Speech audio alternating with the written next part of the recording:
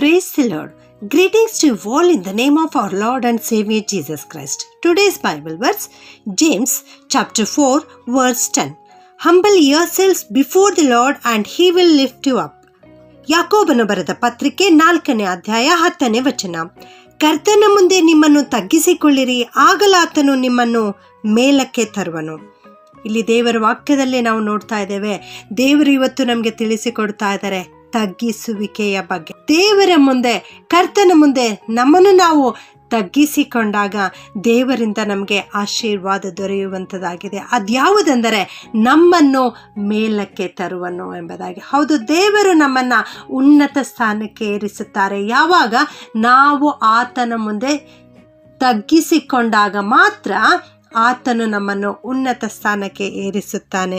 ಇದೇ ಯಾಕೋಬ 4:6ನೇ ವಾಕ್ಯದಲ್ಲಿ ನಾವು ನೋಡುತ್ತೇವೆ, ದೇವರು ಅಹಂಕಾರಿಗಳನ್ನು ಎದುರಿಸುತ್ತಾನೆ, ದೀನರಿಗಾದರೂ ಕೃಪೆಯನ್ನು ಅನುಗ್ರಹಿಸುತ್ತಾನೆ ಎಂಬುದಾಗಿ. ಯಾರು ದೀನರಾಗಿ ದೀನತೆಯುಳ್ಳವರಾಗಿ ಜೀವಿಸುತ್ತಾರೋ ಅಂಥವರ ಮೇಲೆ ದೇವರು ತನ್ನ ಕೃಪೆಯನ್ನು ಅನುಗ್ರಹಿಸುತ್ತಾರೆ. ಯಾರು ಅಹಂಕಾರಿಗಳಾಗಿರುತ್ತಾರೋ ಅಂಥವರಿಗೆ ದೇವರು ಎದುರಿಸುತ್ತಾರೆ. ಯೆಜ್ರ 8:21ನೇ ವಾಕ್ಯದಲ್ಲಿ ಈ ರೀತಿ ಹೇಳುತ್ತದೆ, ಆಮೇಲೆ ಆ ಅಹವ ನದಿಯ ಬಳಿಯಲ್ಲಿ ನಾವು ಉಪವಾಸದಿಂದಿದ್ದು ನಮ್ಮ ದೇವರ ಮುಂದೆ ನಮ್ಮನ್ನು ತಗ್ಗಿಸಿಕೊಂಡು ನಮಗೂ ನಮ್ಮ ಮನೆಯವರಿಗೂ ನಮ್ಮ ಎಲ್ಲ ಆಸ್ತಿಗೂ ಪ್ರಯಾಣದಲ್ಲಿ ಶುಭವನ್ನು ಕೇಳಿಕೊಳ್ಳಬೇಕೆಂದು ಪ್ರಕಟಿಸಿದೆನು ಎಂಬುದಾಗಿ. ಹೌದು, ಅವರು ಪ್ರಯಾಣ ಮಾಡಲಿಕ್ಕಿರುವಾಗ ಅವರು ಮತ್ತು ಅವರ ಆಸ್ತಿ ಪಾಸ್ತಿ ಮನೆಯವರೆಲ್ಲರಿಗೂ ಶುಭವಾಗಬೇಕು ಎಂಬುದಾಗಿ ಅವರು ತಮ್ಮನ್ನು ತಾವು ತಗ್ಗಿಸಿಕೊಂಡು ಉಪವಾಸದಿಂದ ಮೊದಲು ಪ್ರಾರ್ಥನೆ ಮಾಡುತ್ತಾ ಇದ್ದಾರೆ.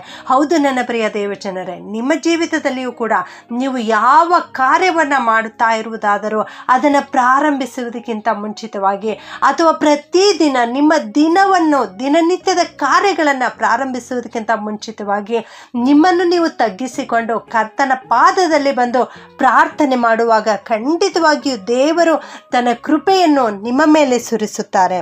ಒಂದು ಹೇಳಿಕೆ ಇದೆ, ಏನೆಂದರೆ ದೇವರ ಮುಂದೆ ಪ್ರಭುವಿನಂತೆ ಬರುವವನು ಭಿಕ್ಷುಕನಂತೆ ಹಿಂದಿರುಗುವನು. ಒಂದು ವೇಳೆ ನೀನು ದೇವರ ಮುಂದೆ ಭಿಕ್ಷುಕನ ಹಾಗೆ ಬರುವುದಾದರೆ ಪ್ರಭುವಿನಂತೆ ಹಿಂದಿರುಗುವಿ ಎಂಬುದಾಗಿ. ಭಿಕ್ಷಕರಂತೆ ತಗ್ಗಿದ ಮನೋಭಾವದಿಂದ ನಾವು ದೇವರ ಮುಂದೆ, ರಾಜಾದಿರಾಜನು ಕರ್ತಾದಿಕರ್ತನು ಆಗಿರುವ ಯೆಹೋವ ದೇವರ ಮುಂದೆ ನಾವು ಬರುವುದಾದರೆ ದೇವರು ನಮ್ಮ ಜೀವಿತದಲ್ಲಿ ನಾವು ಕೇಳುವುದಕ್ಕಿಂತಲೂ ಊಹಿಸುವುದಕ್ಕಿಂತಲೂ ಅತ್ಯಧಿಕವಾದ ಆಶೀರ್ವಾದಗಳನ್ನು ದೇವರು ನಮಗೆ ಕೊಡುವಂಥವರಾಗಿದ್ದಾರೆ. ಆದುದರಿಂದ ನಮ್ಮಲ್ಲಿ ದೀನಭಾವ ಇರಬೇಕು. ಫಿಲಿಪ್ಪಿ 2:8ರಲ್ಲಿ ದೇವರ ವಾಕ್ಯ ಈ ರೀತಿ ಹೇಳುತ್ತದೆ, ಆತನು ಆಕಾರದಲ್ಲಿ ಮನುಷ್ಯನಾಗಿ ಕಾಣಿಸಿಕೊಂಡಿದ್ದಾಗ ತನ್ನನ್ನು ತಗ್ಗಿಸಿಕೊಂಡು ಮರಣವನ್ನು, ಅಂದರೆ ಶಿಲ್ಬೆಯ ಮರಣವನ್ನಾದರೂ ಹೊಂದುವಷ್ಟು ವಿಧೇಯನಾದನು ಎಂಬುದಾಗಿ. ಇಲ್ಲಿ ಯೇಸು ಸ್ವಾಮಿಯ ಕುರಿತು ತಿಳಿಸಲ್ಪಡ್ತಾ ಇದೆ. ನಮ್ಮ ಯೇಸು ಸ್ವಾಮಿ ರಾಜಾದಿರಾಜನು, ಸ್ವತಃ ದೇವರು ಆತನಾಗಿದ್ದನು. ಆತನು ಈ ಲೋಕಕ್ಕೆ ಬಂದಿರುವಾಗ, ಮಾನವನಾಗಿರುವಾಗ, ಮನುಷ್ಯಾವತಾರ ತಾಳಿದಾಗ ತನ್ನನ್ನು ತಾನು ತಗ್ಗಿಸಿಕೊಂಡು ಮರಣವನ್ನು, ಅಂದರೆ ಶಿಲ್ಬೆಯ ಮರಣವನ್ನು ಹೊಂದುವಷ್ಟು ತಂದೆ ದೇವರಿಗೆ ಆತನು ವಿಧೇಯನಾದನು ಎಂಬುದಾಗಿ ನಮಗೆ ಆತನು ಮಾದರಿಯನ್ನು ತೋರಿಸಿಕೊಟ್ಟಿದ್ದಾರೆ. ನಮ್ಮ ಯೇಸು ಸ್ವಾಮಿ ಮಾಡಿದ ಹಾಗೆ ನಾವು ಮಾಡಬೇಕು. ನಾವು ಕೂಡ ದೇವರಿಗೆ ವಿಧೇಯರಾಗಿ ಜೀವಿಸಬೇಕು. ನಮ್ಮಲ್ಲಿ ದೀನ ಭಾವ ಇರುವುದಾದರೆ, ನಾವು ದೀನ ಭಾವ ಉಳ್ಳವರಾಗಿರುವುದಾದರೆ ಎಂಥದ್ದೇ ತಿರಸ್ಕಾರ, ಹಿಂಸೆ, ನೋವು, ಬಾಧೆ, ವೇದೆ ಏನೇ ಬಂದರೂ ಕೂಡ ಅವು ನಮ್ಮನ್ನ ನಾಶ ಮಾಡಲಿಕ್ಕೆ ಸಾಧ್ಯವಿಲ್ಲ. ಯಾಕೆಂದರೆ ದೀನರೊಂದಿಗೆ ದೇವರಿದ್ದಾರೆ.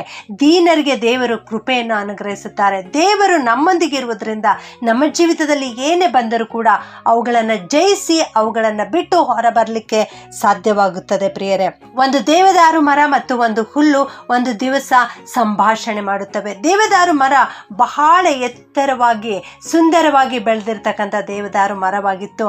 ಅದರ ಪಕ್ಕದಲ್ಲಿ ಒಂದು ಗಾತ್ರದಲ್ಲಿ ಹುಲ್ಲು ಇತ್ತು. ಆ ಹುಲ್ಲನ್ನು ನೋಡಿ ದೇವದಾರು ಮರ ಯಾವಾಗಲೂ ಹಂಗಿಸ್ತಾ ಇತ್ತು, ನೀನು ನೋಡು ಇಷ್ಟೇ ಇದೆಯಾ, ನಾನು ನೋಡಿ ಎಷ್ಟು ಎತ್ತರಕ್ಕೆ ಬೆಳೆದಿದ್ದೇನೆ, ಎಷ್ಟು ಸುಂದರವಾಗಿದ್ದೇನೆ ಎಂಬುದಾಗಿ ತನ್ನನ್ನು ತಾನು ಹೆಚ್ಚಿಸಿಕೊಳ್ಳುತ್ತಾ ಇತ್ತು. ಒಂದು ದಿವಸ ಬಿರುಗಾಳಿ ಬಂತು. ಆ ಬಿರುಗಾಳಿ ಬೀಸಿದಾಗ ಆ ಗಾಳಿಗೆ ಆ ಮರ ಅಲ್ಲಾಡ್ತಾ ಇದೆ. ಕೊನೆಗೆ ದಡಮ್ಮನೆ ಕಡ್ಕೊಂಡು ಬಿತ್ತು. ಬಿದ್ದಾಗ ಪಕ್ಕದಲ್ಲಿರುವ ಹುಲ್ಲನ್ನು ನೋಡುತ್ತದೆ.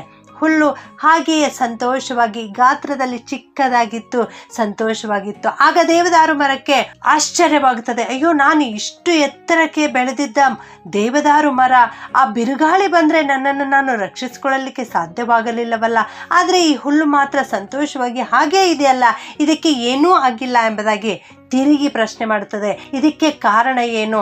ನಾನು ಬಿರುಗಾಳಿಗೆ ದಡಮ್ಮನೆ ಬಿದ್ದು ಬಿಟ್ಟಿದ್ದೇನೆ, ನೀನಾದರೂ ಹಾಗೇ ಇದ್ದೀಯಲ್ಲ ಎಂಬುದಾಗಿ ಹೇಳಿದಾಗ ಆ ಹುಲ್ಲು ವಿನಯ ಭಾವದಿಂದ ಆ ದೇವದಾರು ಮರಕ್ಕೆ ಉತ್ತರ ಕೊಡುತ್ತದಂತೆ, ಆ ಬಿರುಗಾಳಿ ಬಂದಾಗ ನಾನೇನೂ ಮಾಡಿಲ್ಲ, ನಾನು ತಲೆಬಾಗಿ ಅದಕ್ಕೆ ಒಪ್ಪಿಸಿಕೊಟ್ಟಿದ್ದೆ, ಅದು ನನಗೇನೂ ಮಾಡದಂತೆ ಮುಂದೆ ಹೋಗಿದೆ ಎಂಬುದಾಗಿ ಅದು ಉತ್ತರ ಕೊಟ್ಟಂತೆ. ಹೌದು ಪ್ರಿಯರೇ, ಇಲ್ಲಿ ನಮಗೆ ಏನು ತಿಳಿಸಿಕೊಡುತ್ತದೆ ಅಂದರೆ, ನಮ್ಮ ಜೀವಿತದಲ್ಲಿ ಏನೇ ಬಂದರೂ, ಯಾವ ಸಮಸ್ಯೆಗಳೇ ಬಂದರೂ ದೀನ ಭಾವವುಳ್ಳವರಾಗಿ ನಮ್ಮನ್ನು ನಾವು ತಗ್ಗಿಸಿಕೊಂಡು ತಲೆಬಾಗಿ ಕರ್ತನ ಮುಂದೆ ಪ್ರಾರ್ಥನೆ ಮಾಡುವಾಗ ದೇವರು ಆ ಎಲ್ಲ ಸಮಸ್ಯೆಗಳಿಂದ ಬಿಡುಗಡೆ ಕೊಡುತ್ತಾರೆ. ಸುಂಕದವನು ಮತ್ತು ಫರಿಸಾಯದವನು ಒಂದು ದಿವಸ ಪ್ರಾರ್ಥನೆ ಮಾಡುವುದಕ್ಕಾಗಿ ದೇವಾಲಯಕ್ಕೆ ಹೋಗುತ್ತಾರೆ. ಫರಿಸಾಯದವನು ತನ್ನನ್ನು ತಾನು ಕೊಚ್ಚಿಕೊಳ್ಳುತ್ತಾನೆ, ಆದರೆ ಆ ಸುಂಕದವನು ಎದೆ ಬಡಿಕೊಳ್ಳುತ್ತಾ ದೇವರ ಕಡೆಗೆ ದೃಷ್ಟಿಸಲಿಕ್ಕೂ ತನ್ನನ್ನು ತಾನು ಯೋಗ್ಯನು ಎಂಬುದಾಗಿ ತಿಳಿದುಕೊಳ್ಳದೆ ತಲೆಬಾಗಿ ಅವನು ದೇವರಿಗೆ ಪ್ರಾರ್ಥನೆ ಮಾಡುತ್ತಾನೆ. ಆಗ ಸುಂಕದವನು ನೀತಿವಂತನೆಂದು ನಿರ್ಣಯಿಸಲ್ಪಟ್ಟನು ಎಂಬುದಾಗಿ. ಹೌದು ನನ್ನ ಪ್ರಿಯ ದೇವಜನರೇ, ದೇವರು ಇವತ್ತು ನನ್ನಿಂದ ನಿನ್ನಿಂದ ಅಪೇಕ್ಷಿಸುವುದು ಈ ದೀನ ಸ್ವಭಾವವೇ ಆಗಿದೆ. ದೀನತೆಯು ಶ್ರೇಷ್ಠವಾದದ್ದಾಗಿದೆ. ದೇವರು ಎದುರು ನೋಡುತ್ತಿರುವುದು ದೀನತೆ. ಆದುದರಿಂದ ನಾವು ದೀನರಾಗಿ ಜೀವಿಸೋಣ. ಹೆಚ್ಚಿಸಿಕೊಳ್ಳುವವನು ತಗ್ಗಿಸಲ್ಪಡುವನು, ತಗ್ಗಿಸಿಕೊಳ್ಳುವವನು ಹೆಚ್ಚಿಸಲ್ಪಡುವನು. ಆದುದರಿಂದ ನಾವು ದೀನ ಸ್ವಭಾವವುಳ್ಳವರಾಗಿರುವಾಗ ಖಂಡಿತವಾಗಿಯೂ ದೇವರು ನಮ್ಮನ್ನು ಮೇಲಕ್ಕೆತ್ತುತ್ತಾರೆ. ಪ್ರಾರ್ಥನೆ ಮಾಡಿಕೊಳ್ಳೋಣ. ಪ್ರೀತಿಯ ಪರಲೋಕದ ತಂದೆಯಾದ ದೇವರೇ, ನಿಮಗೆ ಸ್ತೋತ್ರ ಉಂಟಾಗಲಿ ಕರ್ತನೆ. ಇಂದು ನೀವು ಕೊಟ್ಟಿರುವ ವಾಕ್ಯಕ್ಕೋಸ್ಕರ ಸ್ತೋತ್ರಪ್ಪ. ನಾವು ದೀನ ಭಾವವುಳ್ಳವರಾಗಿರುವಾಗ ನೀವು ನಮ್ಮನ್ನು ಮೇಲಕ್ಕೆ ಎತ್ತುತ್ತೀರಿ ಅನ್ನೋ ವಾಕ್ಯ ಇವತ್ತು ಕಲಿಸಿಕೊಟ್ಟಿದ್ದೀರಿ ತಂದೆಯೇ, ನಿನಗೆ ಸ್ತೋತ್ರಪ್ಪ. ಈ ವಾಕ್ಯ ಕೇಳಿಸಿಕೊಳ್ಳುತ್ತಿರುವ ನಮ್ಮೆಲ್ಲರನ್ನ ಆಶೀರ್ವಾದ ಮಾಡು ಸ್ವಾಮಿ. ನಾವೆಲ್ಲರೂ ದೀನ ಸ್ವಭಾವವುಳ್ಳವರಾಗಿ ನಿನ್ನ ಬಳಿ ಬರುತ್ತೇವೆ ಕರ್ತನೆ.